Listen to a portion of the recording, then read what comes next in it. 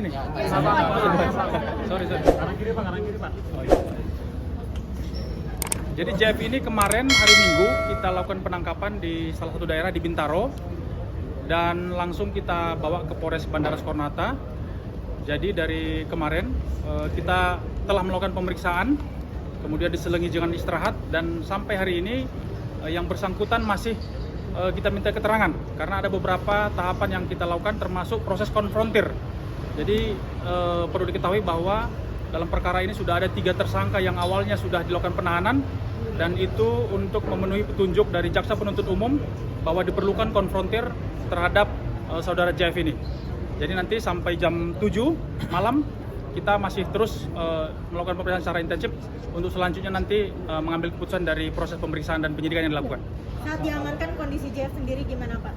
Ya, jadi rekan-rekan sekalian, kebetulan dari kemarin juga JF ini didampingi oleh kuasa hukum yang hadir juga pada saat ini, nanti akan menyampaikan. Yang jelas memang kemarin pada saat dijemput sama penyidik, yang bersangkutan ini kondisinya masih dalam keadaan sakit, berjalan juga masih belum seperti kita, dan ada batasan-batasan seperti harus istirahat total, kemudian yang bersangkutan juga belum bisa beraktivitas, tetapi JF ini kooperatif dengan didampingi pengacara datang ke kita untuk memenuhi memberikan keterangan kepada kita. Demikian, Pak.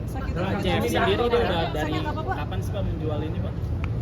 Kenapa? Dari kapan JF ini? Ya, jadi pengungkapan ini kan kita dapati di tanggal 13 Maret. 13 Maret itu adalah penyerahan perkara dari Bea Cukai kepada kita.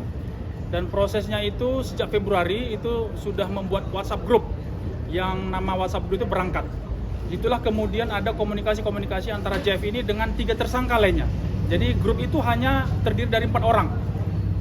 Di dalam grup itu ada komunikasi termasuk tadi berkomunikasi dengan EDS, kemudian membelikan tiket, kemudian menyiapkan hotel, kemudian mengontrol, mengawasi untuk perjalanan dari Malaysia ke Jakarta. Jadi diperkirakan sejak Februari. Ini pengiriman pertama atau ini sudah berapa kali Pak? Untuk JF sendiri besar pertama dan otak dari pelaku dari kasus ini Pak? Ya, sampai saat ini kita masih melakukan pendalaman.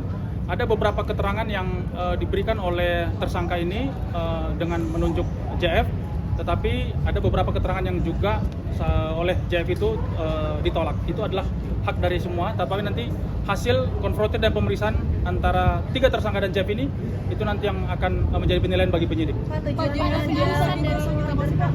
Kenapa? JF sendiri sakitnya sakit apa sampai dia nggak boleh banyak bergerak dan juga Nanti biar pengacara yang menyampaikan, Pak, ya. Pak, itu dia dijual atau digunakan sendiri Pak? Dari keterangan dan komunikasi yang kita dapat, jadi berdasarkan kita juga sudah meminta untuk melihat transaksinya. Jadi memang ada proses pendistribusian, memindahkan atau mengedarkan kepada orang lain. Kalangan selebriti juga Pak diedarkan Pak? Kenapa? Ada di kalangan selebriti juga diedarkan? Saya tidak tahu, tapi masih kita dalami. Tapi disamarkan dengan bungkus buat dari ini ya Pak, dari Indonesia sendiri Pak? Rasa-rasa Kalau bungkusnya kan itu, yang cartridge untuk vape itu. Nah, kalau kemasan tadi Pak? Ini kan gabungan dari 881 limpahan tadi itu, 881. Jadi kalau untuk yang JF ini, itu BB-nya kan 40 plus 8 yang kosong, 42 plus 8 yang kosong yang sudah dilakukan pemeriksaan secara laboratorium. Tapi yang melakukan pengiriman itu JF semua Pak?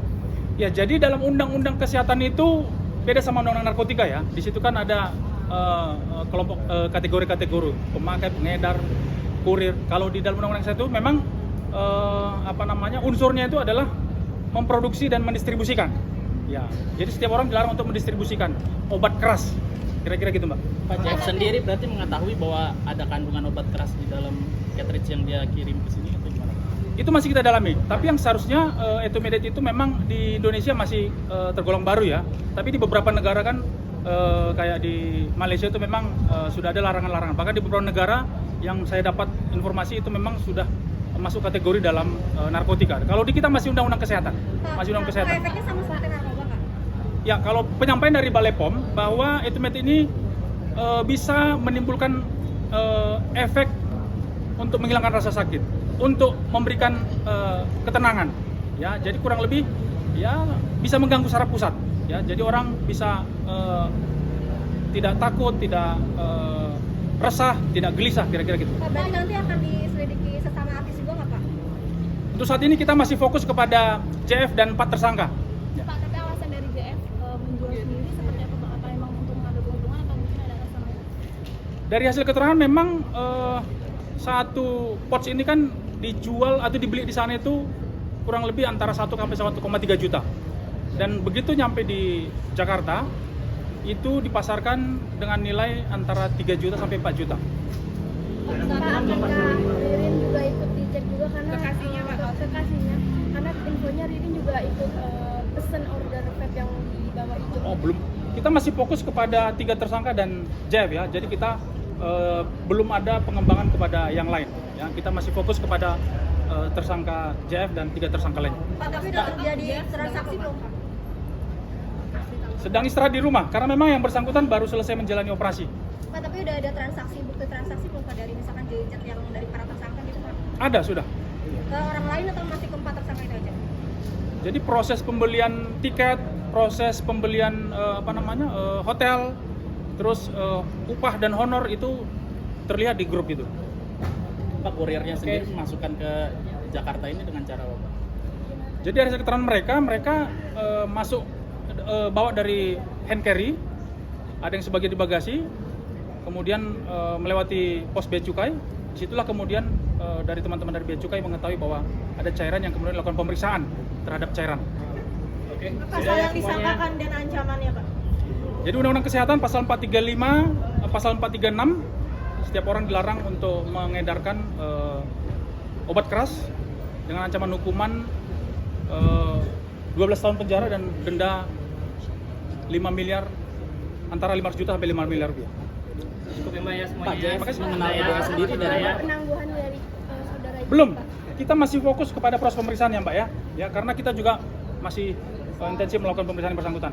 Ya, JF. mungkin nanti hal-hal yang lain berkaitan dengan sakitnya apa segala macam, sudah hadir pengacara yang bersangkutan, mungkin nanti bisa akan ditanyakan kepada yang bersangkutan. JF mengenal EDS dari mana Pak? Udah lama atau seperti apa? Masih dalam kita pedalami, masih kita dalami. Oke, sudah cukup ya teman-teman media ya. Terima kasih Pak. Terima kasih Pak. Oke ya. JF pakai juga Pak.